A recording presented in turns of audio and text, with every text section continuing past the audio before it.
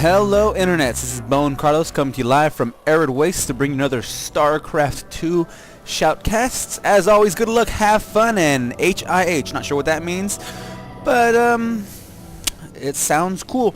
So the players in the top left corner, we have GOAT, or greatest of all time. Not sure which one he's going to. Last time I played a T on this map, I cannon rushed his ass, and lost. Trollolololol. In the bottom left, we're gonna have the blue Protoss and MindXplosion, who apparently cannot cannon rush. Poor guy, poor guy, poor guy. Well, let's hope we have something a little bit more straightforward and standard. As you can see, this little pylon is right next to the Nexus, so I'm assuming it's going to be, well, he left my prom unattended. That is what you don't want to do. So GOAT, do not leave those probes unattended. We see him walling off as per usual. That is pretty basic, straightforward strategy that Terran does. So you forge, fast, expand, and yeah. There you go. He seems to have a good idea of where the Terran is. Maybe they always spawn cross map, but who knows, because he just went straight across the map, found out where he was, and there he is. What I like to do against a Terran is always attack this little SCV building. It's the only race that you can actually do that against, and I love doing that. Sometimes I'll even bring 2 or 3 probes right off the gate just to delay that barracks. Just to delay that barracks. It usually doesn't really help me economically wise, because I do lose 2 or 3 of those probes from mining, but it's more of a demoralizing factor if you're able to bring down that SCV and possibly that second one that's building those barracks. As you can see, it's just a basic ring around the rosy that he's doing, just scouting around base, and everything pretty typical. As you can see, you have an SCV actually going cross map as well, so it leads me to believe that this is probably pretty standard that they do spawn cross map. As you can see, the Hibernatics core right down on 16, and let's see what kind of production we got going on. We have the first Marine popping out, second one coming up, and Explosion is actually going for a really quick second assimilator. Not sure what he's going to do with that, but more than likely it's going to go into some sort of techie build, i.e. something that uses a lot of gas, maybe Dark Templar, High Templar, possibly Blink Stalkers. Oh, he says. Oh, he probably realized that he can't get out. That Marine does its job, brings down that probe, and everything is hunky-dory back in that Terran base, who's decided to add on a second barracks, which is second barracks wall off for the loss. Of course, Explosion. That's what happens when you stick around in a Terran base a little bit too long. Let's see, the SC GOAT's scouting SCV pretty much saw those 2 simulators, and we don't see a second gateway going down just yet. He's actually chrono boosting out that stalker, which means he's just gonna go ahead and just rush that guy a little fairly early, try to get his timing off. I also like to do this against Terran just in case they're going for a 1-1 build, 1-1-1 build, or Destiny's Cloud Skyfist, I believe is what it is. It kind of delays that, and sometimes it just destroys it altogether. As you can see, it's just 1 stalker coming up. The second one is popping out pretty soon. There it is. I generally like to use the Zealot and then chrono boost that stalker out, just to have the Zealot just kind of hang out up here while the stalker pummels those Marines. You can see a little reactor going down to get those double Marines coming out, and we have another one, and we have a tech lab and a quick expansion by the GOAT. I mean, it's right at about 520. This probably started around 510, 505. Oops, you saw that.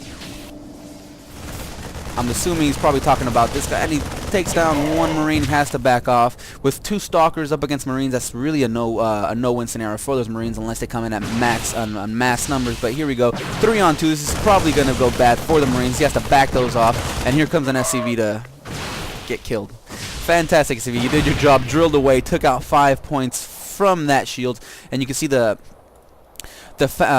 his expansion, MindXplosion's expansion at his natural is about 60% complete. Over here, the units we have 1 Marauder and 4 Marines for GOAT. He's actually going to push out a little bit, and that Marauder is all the difference. That's going to make all that difference to bring down those 2 stalkers, and as you can see, Explosion sees that possibly and is retreating. And with those 2 sentries, going to have a narrow choke to work with, so it's actually fairly easy to hold that off. I mean, there is this back area over here to be able to attack, but As you can see, Goat is actually just coming right up the middle. That expansion is down for MindXplosion, as is Goat, who's floating his on over.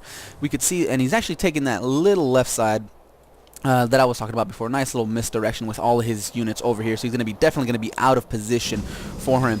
In the APM section, we see actually MindXplosion a little bit better. We're going to see what's going on here.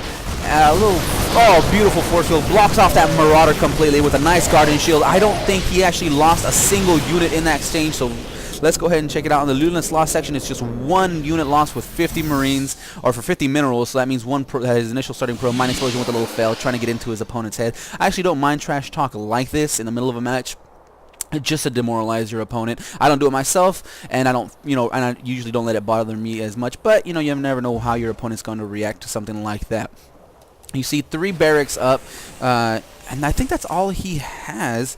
Actually, yeah, that's all he has. He has those 3 barracks up, and he's actually adding on a 4th. So what Goat is trying to do, I'm not really exactly sure, since he's not really teching up that much. He finally put down his 2nd reactor at his main, and none over in his expansion. We see MindXplosion with his first assimilator over in his expansion, but he is not mining it from it quite just yet. He has actually a robotics facility with 2 observers, something I actually thoroughly enjoy using, adding on 2 more gateways along with those original 3, so that's going to be 5 gates with a robotics facility. He's quite saturated at his main, pretty good saturation, so let's hope he's rallying those over, to his expansion. Still none in his gas, and we actually have a fight going on while I was enjoying Explosion's base. And looks like that exchange didn't go so well for him. He did force those SCVs to come off the line, so let's go ahead and take out the units lost tab and see what he lost. He only lost 3 units. Wasn't too bad, just poking and prodding, keeping his opponent off guard. So he's going to retreat completely. I would actually like for him to retreat over here to this watchtower here, or this watchtower over here, just to keep an eye on his opponent in case he decided to push forward at any given time. He's actually building a tech lab on that barracks, and that factory's finally going down, finally deciding to see what kind of tech path he's going. He's decently saturated at his main, not so much at his expansion. Go ahead and take a look at the production tab. I see that factory's going down, and nothing too crazy. Stim pack is barely getting finished up. It's going to be getting done in the next couple of seconds or so, along with combat shield. We have a robotics bay actually going down for Explosion. This is going to be pretty nice tech transition. Really nice because it's basic and very straightforward. Those Colossi do churn up those that bio ball that the Terran actually has. You have double forge, so we're going to see a lot of upgrades coming up fairly quickly. That 5th gateway is all done, along with that robotics bay. Let's see if he has enough to churn out that extended thermal lax. He doesn't. He actually forgoes that and actually decides to build a Colossus instead right off the bat. See an observer just kind of rallying around the map, checking it out. We have an observer here just in case any incoming attacks come, and everything's fairly behind, I would say. In Goat's base, there is no start port. I mean, it's barely going to get finished up in the next couple of seconds, so there's obviously no medevacs there. His factory with reactors going down, which is an interesting choice, since you're only going to be able to put down those Hellions. He more than likely is going to switch these up, because the timing is pretty impressive. As soon as that's done, I wouldn't be surprised to see those switch it up. Those observers catch that bio ball coming Explosion's way, and he's actually set up quite nicely.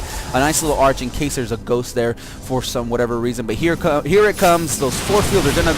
Oh, no force fields. There it is. Force field trap most of those units. Colossus on the high ground. He doesn't have any vision, so that's going to be easy pickings for the Colossi. He's going to run forward.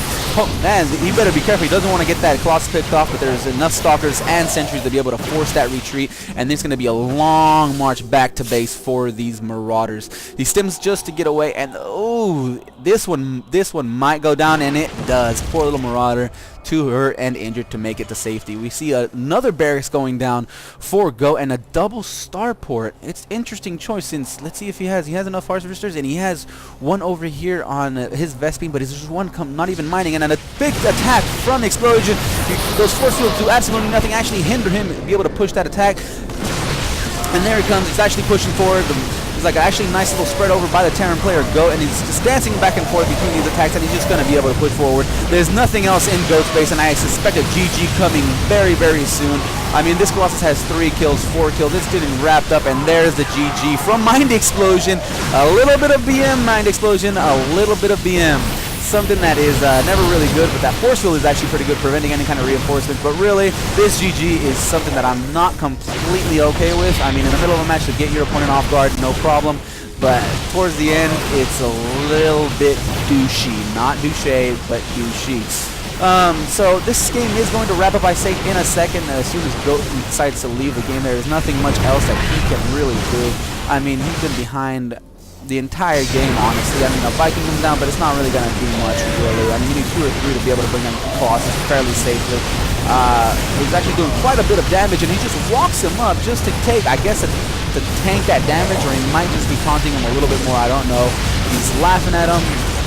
Not sure why he's doing this. Actually, I'm not even sure why Goat is still in this game. It's over. Goat GG's, and he leaves the game. Well, that's it for this replay. I hope you guys enjoyed. If not, leave a comment down below on what I could do to make these more enjoyable for you. If you have a replay you'd like me to cast, send me an email or a message or something with a link to that shows up to StarCraft 2 replays or any kind of the major sites, so I don't get any viruses. Along with any kind of style that you'd like me to cast it in, more funny, more jokes, more analytical. Certain accents, I don't know, you guys figure it out. Well, that's it. I'm about to get on out of here, and I hope you guys enjoyed. Later.